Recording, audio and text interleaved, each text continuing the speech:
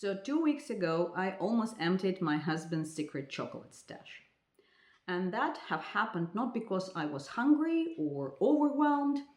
As I have realized later on, I was simply tired of sustaining a higher standard. That's the part intelligent women rarely examine. On paper, everything was stable. I was 4 months into my body recom phase, training consistently, food measuring, sleep prioritizing, with almost zero attempts to self sabotage. I was on the roll. I was proud of myself at that point. But that afternoon, sitting on the sofa after lunch, I felt a subtle internal pressure. Not urgent, not emotional, just a quiet pull to have something extra to eat. Small treat for all these consistent efforts of mine. Staying vigilant, I tried yogurt, apple, protein powder, sweet enough but not satisfying enough. Then the sentence formed in my head. Why are you fighting this? You deserve this.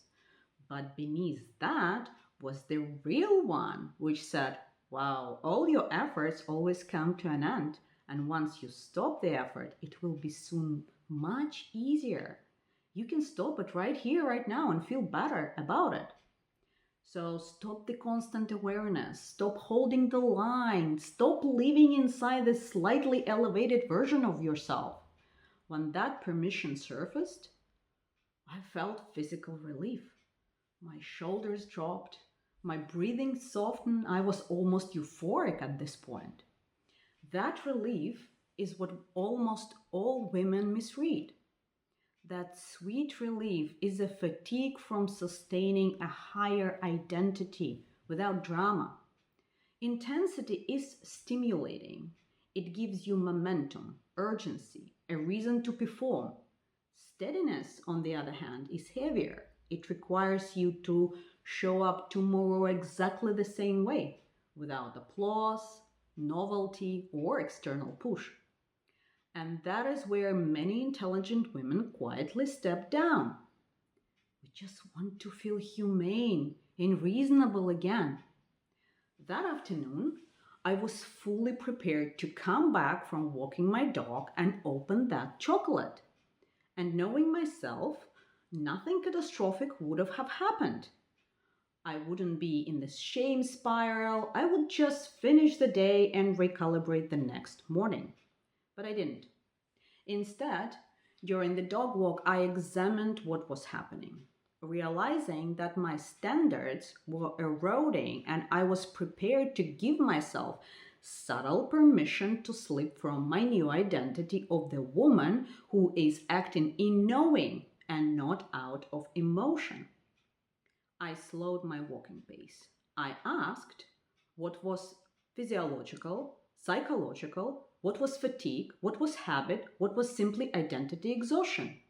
I said the sentences out loud. I looked at the state instead of obeying it. By the time I came home, the urgency had shifted.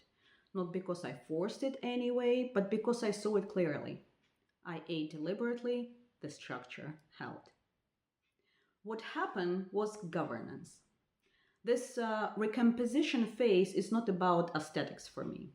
It's a life case study in identity stability. I am less interested in calories than I am in the exact moment when the standard softens and the old identity feels safer. Most intelligent women don't implode. They gradually disengage. They lower the line just enough to feel balanced, and internally, something contracts. So if you are restarted more times than you can count, I don't think the issue is knowledge, effort, or discipline. I think it's the sentence you allow yourself to believe when sustaining the higher version of you feels heavier than slipping back. In this series, Body Recomposition Identity Under Load, I'm documenting how I am reinforcing identity in real time. Training structure, food decisions, recovery, and the psychological negotiation that happen beneath all of that. So next, I'm going to break down how I structure training and nutrition so the standards hold without relying on intensity spikes. If you're serious about rebuilding standards that don't collapse under comfort, follow the series. This is construction, not motivation. And it starts with your sentence you tell yourself before you step down.